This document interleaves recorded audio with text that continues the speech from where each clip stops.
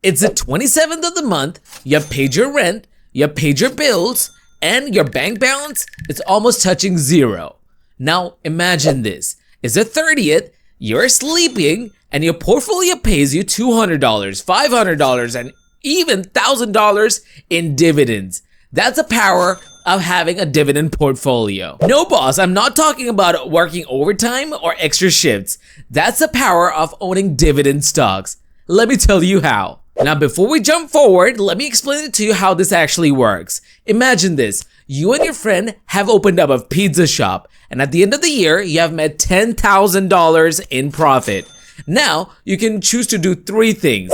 You can either choose to open another location by those profits. Number two, you can use it to upgrade your kitchen. Or number three, you can split the profit between you or your friend. So we're talking about option number 3 over here. Now this thing applies for every single business. Firstly, the business can go ahead and just reinvest it in itself to expand its business. Secondly, they can buy back their own shares, which reduces the amount of shares available in the market, increasing the value of the shares that you own. Or option number 3, the company goes ahead and pays cash to all their investors, which are dividends. And now we have a fair idea of how dividends work. Now I'm going to go ahead and share with you guys all the 9 instruments that I have in my portfolio. The first stock that I'm talking about having in my portfolio is JP Morgan, because this stock has been a great performer for me.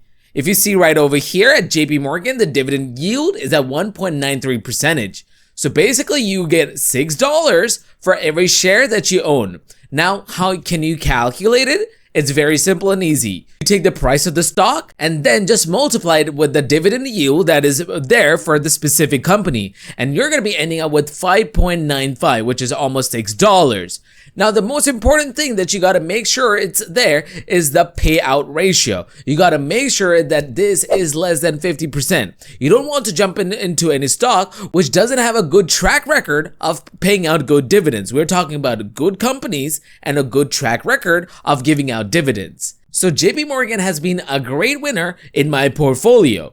And guess what? The 15-year growth period, we have a buyback yield of 3.5%. And the best part, the dividend growth of 20.83%, making it one of the best dividend stocks out there. Also, you'd be able to see that these stocks are actually giving out dividends every single quarter. So you're going to be seeing all of these amounts getting credited into your portfolio. Now, the second stock that I want to talk about has even a higher dividend yield, which means more money in your pocket. So let's check it out. So this one is the Home Depot. And if you see, having Home Depot in my portfolio has given me good growth.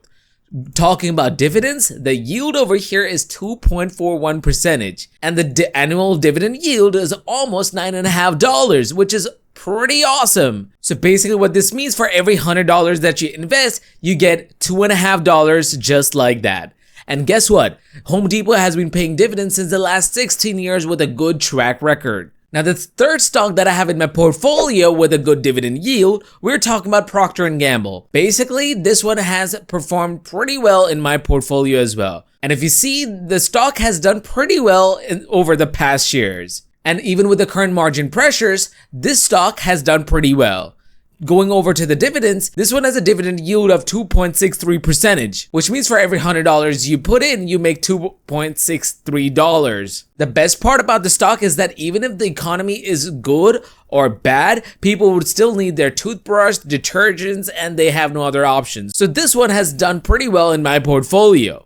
Now we're going to be heading over to the fourth ticker that we have in my portfolio is Pepsi. And this one has done pretty well in the long run. So heading over to the dividends, this one has a dividend yield of 3.45%. This is pretty high. And if you see, the payout ratio is among one of the highest over here. So basically for every $100 that you put in, you make $3.45, which is pretty awesome. And do you know the best part about Pepsi? Because they have been paying their dividends since the last 50 years. So this was a no-brainer for me. And after this, we're going to be heading over to our fifth ticker, which is going to be none other than the family-owned Walmart. Ticker WMT. And if you see, the history has been pretty nice with Walmart over here. I chose Walmart over here for its history.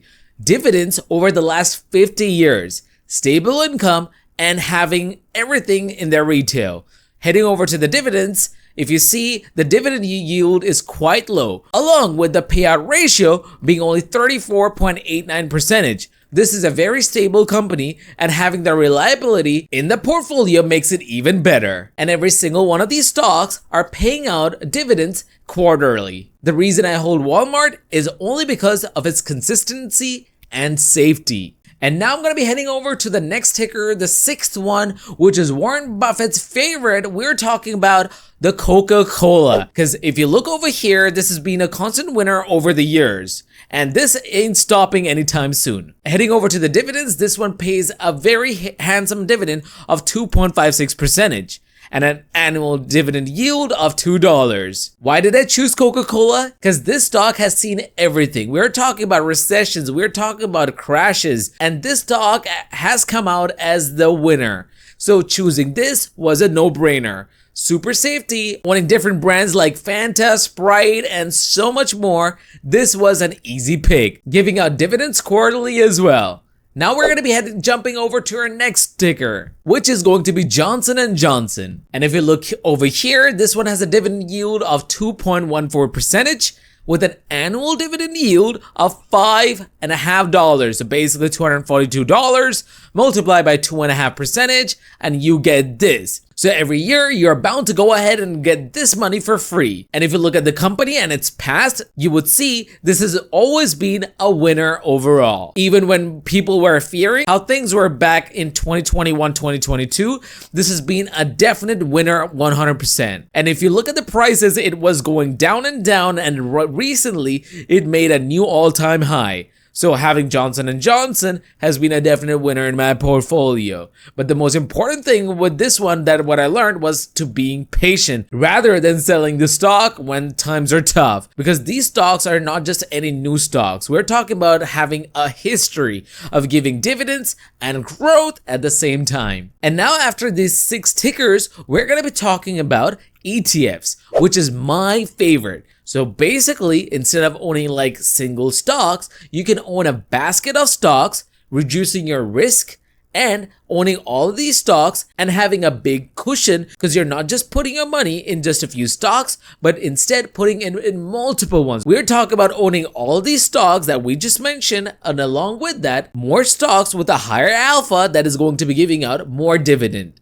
But the best part is the allocations of how these are distributed. I'll do less of talking and more of showing. We're talking about the Schwab US Dividend Equity ETF, and this goes with the ticker SCHD. If you look at the returns over here, this has been quite stable, quite persistent over the years. And the best part about this is the expense ratio. There are like so many ETFs out there which might give you a higher return, but when it comes down to expense ratio, having a passive fund will outpace the other funds with active management. Basically, this one has a very, very less expense ratio every single year, which means you make more on your buck. And when you talk about these ETFs, what is to be considered is the liquidity. Tomorrow, if there is an emergency, you can basically sell your units of your ETF just like you do with the shares, and it would easily get sold because of the liquidity that it has in the market. Heading over to the dividends of Schwab US Dividend Equity ETF, this one has a dividend yield of 3.31% with an annual dividend yield of $1.05. And this one also pays quarterly as well. And now comes the most interesting part. When it comes down to the ETF, if I head over to the holdings, you would see you are not just putting your money in one single sector or 5 different sectors. We're talking about utilities, consumer staples, energy, healthcare, industrials, financials. So your risk is diversified while your portfolio works for you. So if you look over here, the top bags, we're talking about Lockheed Martin with a weightage of 4.90% that gives out good dividend. We're talking about Chevron, ConocoPhillips, Verizon. So we're talking about stocks over here that has more alpha, gives out higher dividend, but then the risk appetite for you reduces because you're not just putting your money in just 5 stocks. We're talking about multiple stocks over here, and the stocks that we were talking about is already over here. We're talking about the Coke, they have it. We're talking about the Pepsi, they have it as well. So if you're a conservative investor and don't know which stocks to pick, you can always choose the ETF, reducing the risk.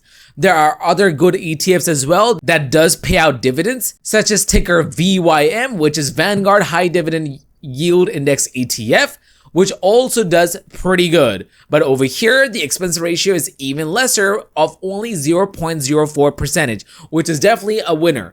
But here's the kicker. The volume over here is quite low, and the one that we spoke about, the Schwab one, has a higher liquidity. So if you're not worried about the liquidity and if you're worried about your returns, you can always choose this fund by Vanguard. And talking about dividends, this one has a dividend yield of 2.25%, and that's why the Schwab one has a higher liquidity because everyone prefers making more money. So you have an annual dividend of $3.50. Talking about the holdings over here, this is where it gets interesting. So if you see right here, financials, that's the biggest one, 21.97%. Technology, industrials, healthcare, consumer staples, energy, and the rest. And if you talk over here at the top 25 holdings, we're talking about JP Morgan that we already have on our portfolio, Johnson & Johnson that we already have, Walmart, the Home Depot, P&G. So if you see the pattern over here that we already own these stocks,